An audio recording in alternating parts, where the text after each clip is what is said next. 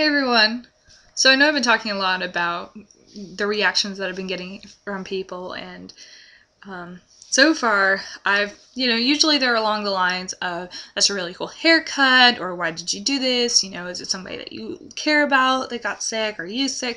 It's usually along those lines. We usually get started with, whoa, it's a really cool haircut. Most girls don't have short hair. Why do you have this? Well, I'm getting used to it still. It's still a little odd because you have to back yourself up and be like, oh, thank you. And I'm one who I don't take compliments well. I guess you could say I'm one of those people who's just like, okay, thank you, goodbye. Enough of words complimenting me. Go away. I like them, but obviously compliments make you feel great, and I smile. But I think the reason why I've been so weird about it with this is because I know that this is so much bigger than me. Me just shaving my head, this isn't for me, this isn't for my own vanity, which I will say, though, I do love it, and I'm seriously considering keeping it this short for the rest of the summer and then just growing it out this fall, because I'm just loving how I feel with it, and not many people get to have such short hair their lifetimes, or are willing to cut their hair this short. And so me having done some crazy things to my hair over this last year, and me for a long time when I was younger putting all of my self-worth on my hair, this is just really therapeutic for me. But I digress. Like I was saying, this is just so much bigger than me. I love getting to talk to people and hear their stories. I met this girl the other day, and she has lupus, and we start sharing tips about using the biotin, and we start talking about the Lupus Foundation and the American Cancer Society. And suddenly these two people who come from two different diseases and from two different backgrounds get to kind of share this mutual support that's found through lack of hair. And it's kind of awesome. You wouldn't think that would happen, but it does. So many times in our lives, we're going through something, and a million other people could have gotten through it too. But we feel really, really alone, and we feel like no one is listening, no one can understand us, and our situation is just so great that no one would ever get it and no one would ever understand. And so I like that through me cutting off my hair and getting to share my story and getting to share the story of my dad and my grandfathers and my family, that, and why I'm doing this, that this is helping to let people know, look, there's crappy stuff that happens, and disease affects all of us, but please don't feel like you're alone, because, I'm here.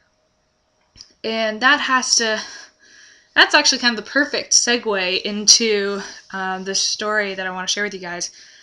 I got a lot of, the basic reactions, like I've been saying, but the best reaction, I guess I could say I got the other day was, and a reaction that at first I just didn't know how to react to it. I was kind of physically uncomfortable because I felt like this one was putting too much on me and all this sort of stuff. But when I finally kind of took a step back from it and got away from feeling uncomfortable, because I don't take compliments very well. I'm very get away, stop saying I'm good, just, yeah, this isn't about me, go. But this woman cried. I'm at work, and so it's weird. What made me, I guess, the most uncomfortable was the fact that my boss was 5 feet away from me, and I did not want to make her uncomfortable. But apparently, from what I found out later that afternoon, was that a lot of people have actually been coming up to my bosses and asking them why their associate has such short hair, and telling them how good it looks, and then asking them, why does she have this? Is she sick? And they are explaining it to them. And so they're like, wow. And so I find it a little odd. People won't talk to me, but they'll talk to my bosses. But just the fact that, it's starting a conversation around my workplace that I like. And I really enjoy this. But let me get back to the lady, because my brain goes everywhere at a million miles a minute. This woman was coming up to customer service, and I'm talking with her, and she just asked me why my hair was so short. And I told her that I was doing a fundraiser, and that I'm still doing a fundraiser where I'm trying to raise $5,000 for the American Cancer Society. And I'm doing this in honor of my dad and both of my grandfathers who passed away. And this woman kind of freezes for a second. She's just like, oh.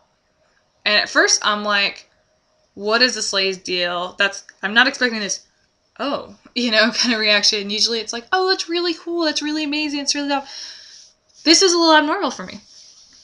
And all of a sudden, she starts telling me that her brother passed away from colon cancer and that she really misses him.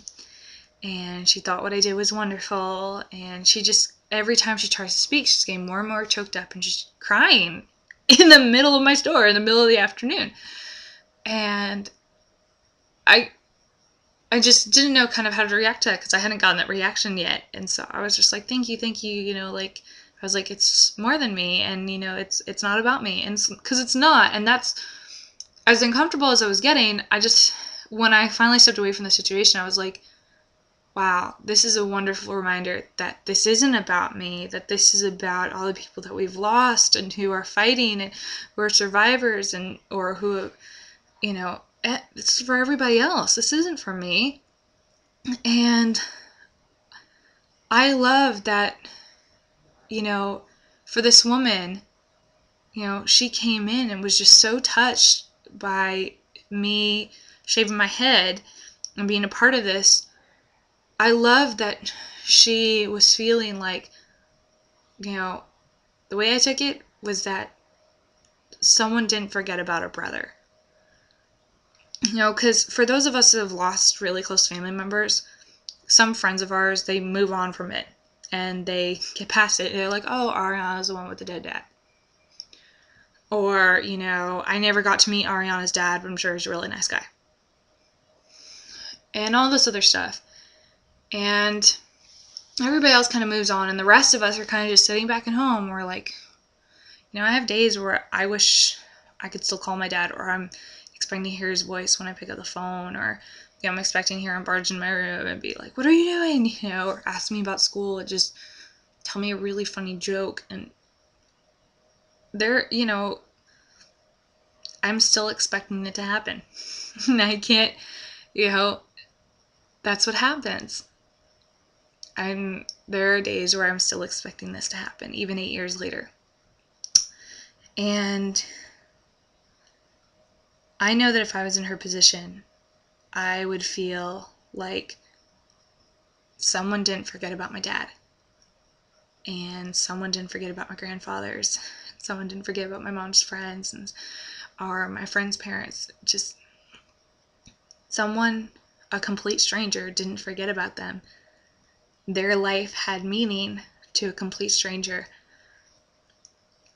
And it was just this wonderful moment where suddenly everything was just kind of shifting back into place.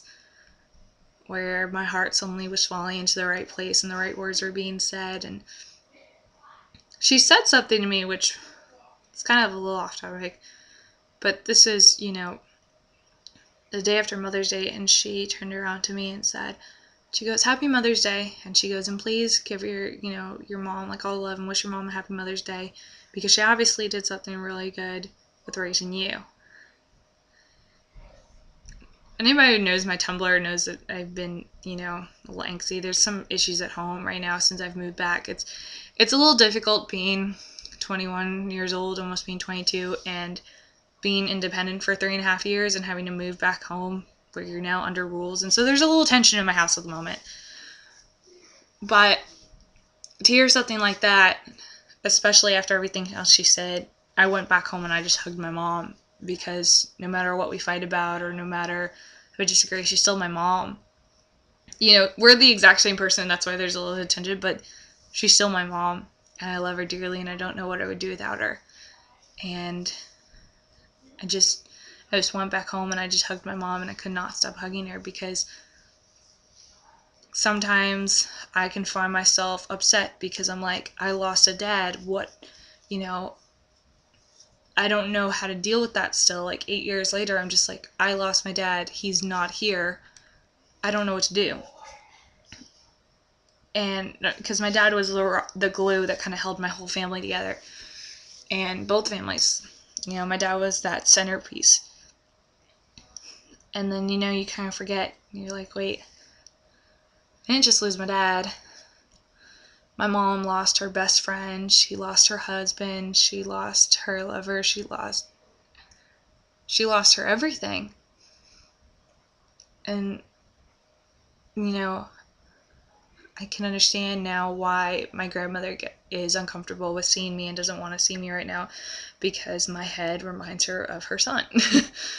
And, that, it's not easy. I know that's why my aunt cried the first day that she saw me.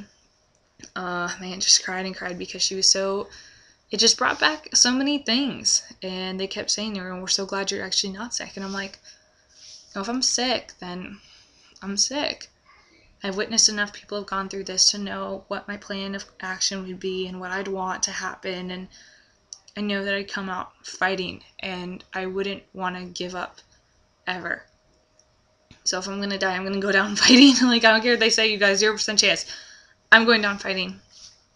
And so that's what I guess I want to leave you with this today, guys.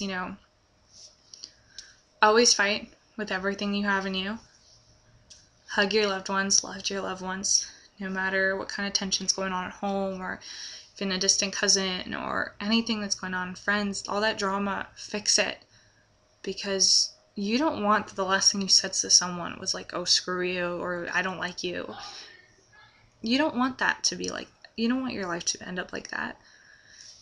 And of course, most importantly, just humble yourselves. No matter what's happening or who's around you, just humble your hearts. Because there are bigger issues in the world than, which party you didn't get invited to, or how many pictures or friends you have on Facebook. Remember, back in the day, it was how many friends you had on MySpace. Can you tell how old I am? Yeah, there's so many more important things to go on in this life than, all the little meaningless things, or, it doesn't matter, if you haven't gotten your first kiss yet, or it doesn't matter if you haven't done this, or you haven't gone to Europe yet, you'll get your chance, your timing's always right. But I'm going off on a whole nother tangent. But yeah, I just want to leave you guys with that today, because that interaction with that woman just really just completely moved my heart, and it was absolutely wonderful. And I kind of wish all of you guys could feel the way I was feeling about it, and I'm still feeling about it. So that's what I'm leaving with you guys tonight, and I hope you have a good night.